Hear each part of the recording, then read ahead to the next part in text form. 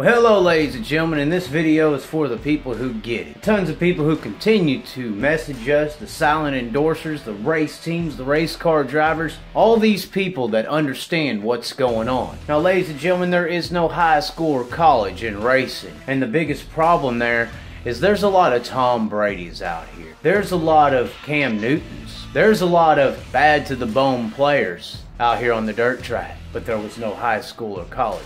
See, unlike in other sports where you can work really hard to get to the top, there's nothing like that in motorsports. Actually, in motorsports, it's the reverse. The ones who really don't have to work that hard, who just have a little bit of talent out there, you know, the ones that are born into money and opportunity, those are the ones that make it to the top, not the ones that work really hard, that are just as good. Imagine how many Super Bowls somebody like Ryan Leaf or Jamarcus Russell would have if there wasn't no great players to be equally judged and placed into the NFL that go up against them. Right now, basically, in your stock car land, you have a bunch of Ryan Leafs and Jamarcus Russells. Ladies and gentlemen, the biggest difference between driving on asphalt and driving on dirt is that if you're not that great of a driver on asphalt, you'll just run mid-pack to the back. If you're not a good driver on dirt, you may look like Elliott Sadler and go out there and fumble around the track and spin out and not be able to control the race car. On dirt, if you can't drive, it's gonna show.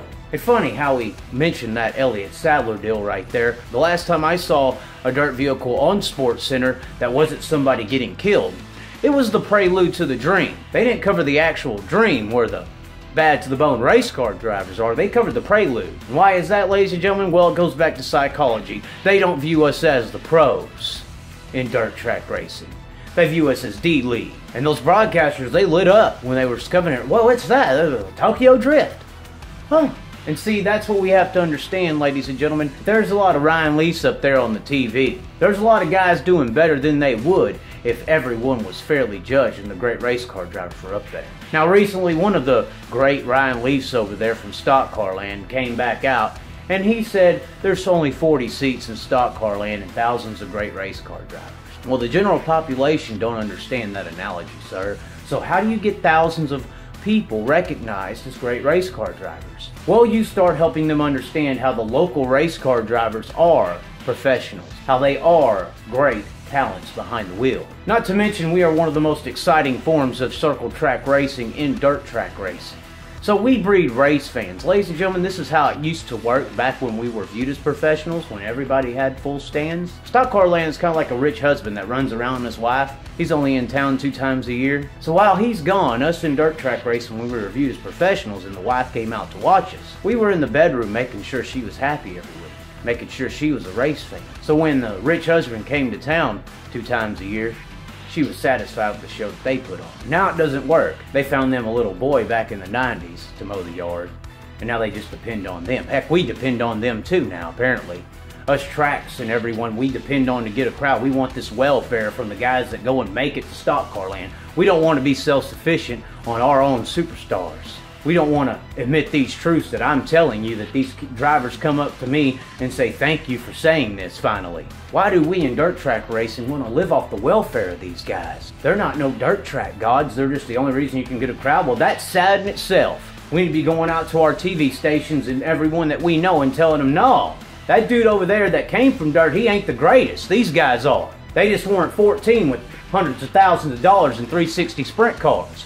This guy over here had to work for his. When this King of the Wheel thing hopefully does happen, and they don't chicken out like it seems like they're trying to already, we can show America that local racers in your local town at your local dirt track are professionals, and they're just as good as those guys on TV. Then they'll come out and start respecting us. You can get your boy done for mowing the yard, because it ain't working. It only works when he shows up to mow it. And local TV stations can cover our local racing scene. And SportsCenter can start covering and respecting the national series that are out there. And maybe some of these TV stations that are doing as much as they can right now can get a little bit more notoriety at a national scale, like they deserve as well.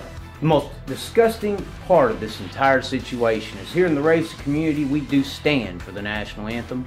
We do pray before the races. We're one of the most American societies in sports. Yet we are in one of the most anti-American systems there is when it comes to finding the talent. In every other sport, if you work really hard and you have talent and you put in the time, you're going to make it to the top. Basketball, football, all those sports. But here in the racing world, it's completely opposite. It's more of a communist way of making it. Monies that develop these drivers that turn into subconscious royalties for everybody. What the hell's wrong with you? Wake up. Those ain't no gods. They're good, but they ain't gods. Stop worshiping them like they are. And I want to thank everyone who has messaged, everyone who has commented, everyone who has saw the truth. And for the ones that don't, you keep worshiping your gods. Because right now, this ain't a righteous situation at all. It's very ill-righteous, actually. All the talents out there in dirt track racing that we just throw a second rate and place one above them all. We got our second driver coming out tomorrow. It's going to be a good one, and I hope everyone looks forward to our next episode of King of the Wheel as we continue to call out these concrete queens.